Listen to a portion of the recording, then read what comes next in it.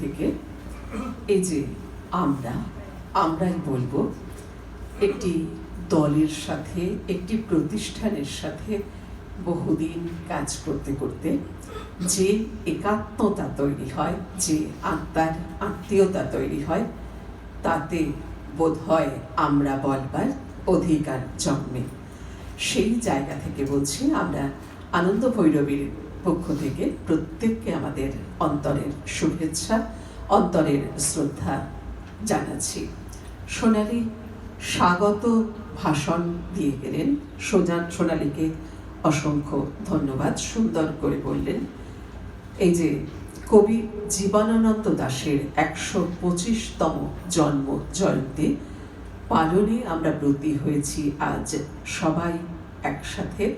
আমরা প্রত্যেকেই জানি যে তিনি ব্যতিক্রমী কবি। সোনালী খুব সুন্দর করে বললেন যে বহু আলোচিত এবং সমালোচিত, পরবর্তীকালে তার যথাযথ বা সঠিক মূল্যায়ন হয়েছে, এটা ধরে নেওয়া যায়। তো আমরা বলবো জীবনানন্দ শুধু আবেগী কবি নন, তিনি একজন সচেতন প্রকৃতিপ্রেমী কবি। তার কবিতার যে শব্দমালার সমাহার আমাদের বারে বারে বাক রহিত করে তোলে।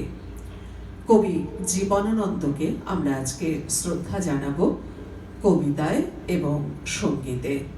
আমি প্রথমেই যে চারজনকে মঞ্চে আসবার জন্য অনুরোধ জানাচ্ছি, একক কবিতা শুনবো প্রত্যেকের পক্ষ থেকে, প্রত্যেকের কাছ থেকে। সোনালী চ্যাটার্জি, আশিস কর, সুজাতা ব্যানার্জি এবং তানিশা ব্যানার্জি।